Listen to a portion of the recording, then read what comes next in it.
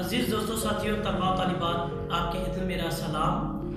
امید کرتا ہوں کہ آپ سب خیریت سے ہوں گے اور میں یہی دعا کرتا ہوں کہ خداوند کریم آپ کو صحت و تندرستی کی نعمت سے ہمیشہ نوازتے رہے۔ جیسا کہ ہم جانتے ہیں کہ اردو زبان و ادب میں علم بدیع جو سندوں کا استعمال کے حوالے سے اپنی اہمیت کا حامل بھی ہے، آج میں اور آپ مل کر یہ جانیں گے کہ علم بدیع کیا ہے، ان میں جو سندوں کا استعمال وہ کس طریقے سے ہے اور وہ کون سی سنتیں ہیں جن کو شاعر اپنے کلام میں استعمال کر کے ان میں مزید نکھار اور حسن پیدا کرنے میں اپنی مدد بھی وہ فراہم کرتا دکھائی دیتا ہے۔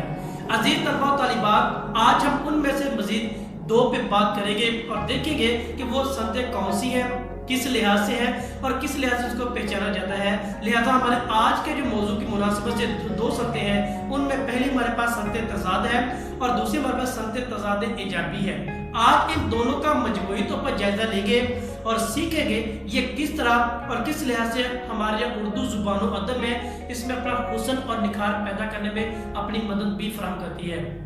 تو لہٰذا میری ویڈیو شروع کرنے سے قبل آپ سبھی سے درخواست بھی ہے کہ ہمارے چینل کو بھی سبسکرائب کیجیے تاکہ ہر نئی آنے والی معلوماتی ویڈیو بآسانی آپ تک پہنچتی بھی رہے۔ تو جیسا کہ ہم نے اپنے تعارف میں دیکھا کہ ہمارا جو آج کا موضوع وہ سنتوں کا استعمال ہے، ان میں سب سے پہلے جو ہمارے پاس سند وہ ہے سنت تضاد ہے، یعنی اس کے پس منظر کو جب جائیں تو ہمیں اس بات کی تصدیق ہوتی ہے کہ جب یہ کلام یا شعر میں دو ایسے الفاظ کا استعمال کیا جاتا ہے یا شاعر ان کو استعمال کرتا ہے جو الفاظ ایک دوسرے کی ضد یا ایک دوسرے کے متضاد ہوتے ہیں، وہ کیا وہ سنت تضاد کے معنوں میں شمار کیے جاتے ہیں۔ یعنی جب شاعر ایک ہی شعر کے اندر دو ایسے الفاظ کا انتخاب کرتا ہے جو ایک دوسرے کے مخالف ہوتے ہیں، ایک دوسرے کی ضد ہوتے ہیں یا ایک دوسرے کے متضاد ہوتے ہیں، تو ان کو علم و زبان و ادب کے حوالے سے، علم بدیع کے حوالے سے سنت تضاد کے نام سے پہچانا جاتا ہے اور وہ سنت تضاد کے نام سے پہچانے بھی جاتے ہیں۔ اب یہاں پہ ایک شعر بطور مثال لیں گے مرزا غالب کا، اس کو دیکھیں گے کہ اس میں کس طرح شاعر نے سنت تضاد کا استعمال بھی کیا ہے۔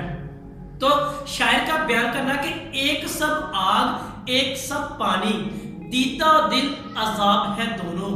تو جب اس شعر کا مطالعہ ہم کرتے ہیں، پڑھتے ہیں، تو یہ ایک ہی شعر، اس میں ایک تضاد نظر آتا ہے، یعنی آگ اور پانی، یعنی ایک ہی مصرع کے اندر آگ اور پانی، یہ دو الفاظ استعمال کیے گئے ہیں جو کہ ایک دوسرے کے مسلسل ضد بھی ہیں۔ جب اس بات کا مطالعہ کر کے اس نتیجے پر پہنچتے ہیں تو ہم اس بات کی تصدیق کرتے ہیں یہ سنت تضاد کے نام سے پہچانا جاتا ہے۔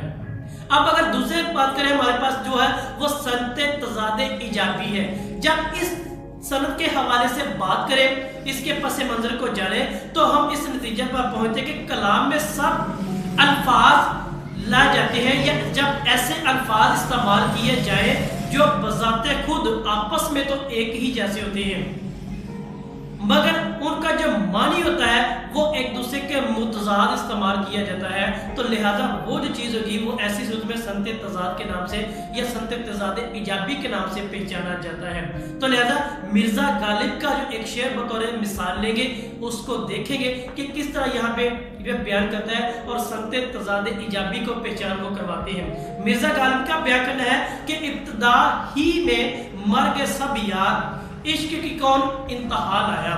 جب اس شعر کا مطالعہ کرتے تو ہمیں لفظ انتہا اور ابتدا یہ ایک دوسرے کی ضد ہے، تو لہذا ہمیں اس بات کی تصدیق بھی ہو گئی ہے کہ جب اس طرح کے الفاظ استعمال کیے جائیں گے، یہ شاعری میں استعمال ہوں گے، تو سنت تضاد ایجابی کے نام سے ان کو پہچانا جائے گا۔ اب ایک اور شعر بطور مثال یہاں پہ لیتے ہیں۔ شاعر کا بیان کرنا ہے کہ ازل اس کے پیچھے ابد سامنے، ازل اس کے پیچھے ابد اس کے سامنے، نہ حد اس کے پیچھے نہ حد سامنے۔ تو لہذا اب اس شعر کا مطالعہ کیا جائے تو ہمیں اس بات کی تصدیق میں ازل اور ابد یہ دو الفاظ ملتے ہیں جو کہ سنت تضاد ایجابی کی بہترین مثال بھی اور پہچان بھی کرواتے ہیں۔ عزیز طلباء و طالبات، سامعین و ناظرین، آج میں نے اور آپ نے مل کر ان کے حوالے سے جانا، ان کے حوالے سے پہچانا کہ یہ کیا ہے، کس طرح کے ہے اور کیوں کر ان کا استعمال بھی کیا جاتا ہے۔ اگر آپ کو ویڈیو پسند آئی ہے، اس سے لائک اور شیئر ضرور بھی کیجیے گا اور اپنی قیمتی رائے سے آگاہ بھی کیجیے گا۔ آپ سب کا بہت شکریہ۔